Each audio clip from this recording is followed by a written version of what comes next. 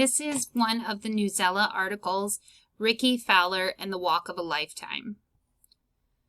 Sometimes it's hard to know why you're drawn to someone. You just are, as Anthony Trudell was to Rickie Fowler.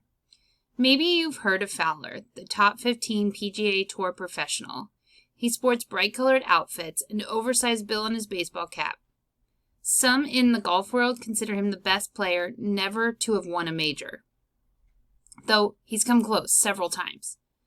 Passion for golf, history of brain cancer. As for Trudell, you've probably never heard of him. He's a 15-year-old, soon-to-be sophomore in Parkland, Florida. A kid with a passion for golf and a history of brain cancer. Oh, and a love for Fowler, his favorite player. There's him and no one else, Trudell said. You remember what it was like, don't you? When you're young and you're tiptoeing out into the world and a flash of color catches your eye? When someone sings or runs or writes or swings a golf club so remarkably that it forever shapes your goals and your dreams? Well, Trudell has dreams. He wants to play golf in college and, if he's lucky, play golf for a living. But first, he wants to play golf with his hero, Rickie Fowler. After this week at the Rocket Mortgage Classic, Detroit's first ever PGA Tour tournament, Trudell may get that chance. Though, let's rewind for a moment as this story begins further back. Playing since age 6. Trudell began playing golf when he was 6. He loved it. As long as he paid attention in school, he became an A student and he took care of his chores, he could play as much as he wanted. By the time he was 13, he played 4 to 5 times a week, more in the summer. Golf is his world, said Richard Trudell, his father. It helped that Dad loved the sport too and belongs to a club near their home in Florida. It also helps that the family lives in Florida, an hour, as it turns out, from Fowler. Though, again, that's getting ahead of the story. Right about the time Trudell began to grow into his swing and push his handicap down into single digits, meaning that he averaged only a half a dozen strokes over par when he played, he began getting severe headaches. He was 13 years old. His family took him to the doctor. Tests eventually revealed a tumor. Surgery to remove it revealed cancer. A year later, Anthony had another surgery, followed by radiation. Somewhere in that time, as Richard and his wife Daniela Trudell wondered whether their son would live long enough to get a driver's license, Anthony asked if it would be possible to watch Fowler play and maybe even meet him. Make-A-Wish makes his dream come true. So, about 2 years ago, Daniela wrote to the Make-A-Wish Foundation. She explained that her son's illness and his love of all things Fowler and golf. Last year, the foundation reached out to Fowler. He invited Trudell to walk inside the ropes with him as an observer. That was to be in Boston. Then Fowler got hurt, a muscle strain on his right side. Detroit became the next opportunity. We got the call that this was happening 2 weeks ago, said Richard. It was so fast. The family packed up, jumped on a plane to Detroit, were handed a Volvo courtesy car and keys to a room at a hotel in downtown Detroit.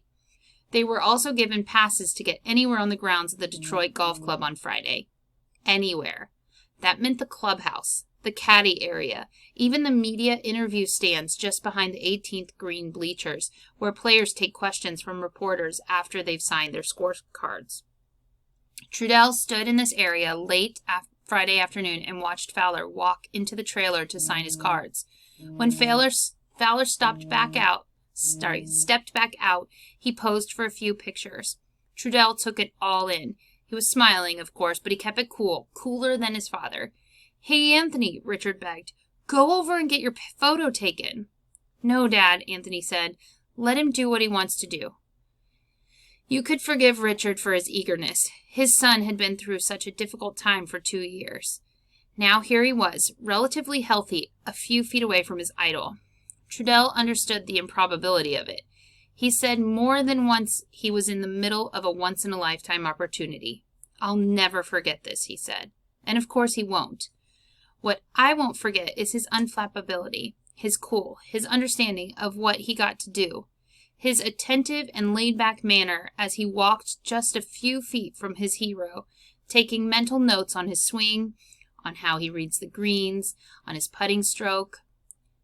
That's what I really wanted to see, said Trudell.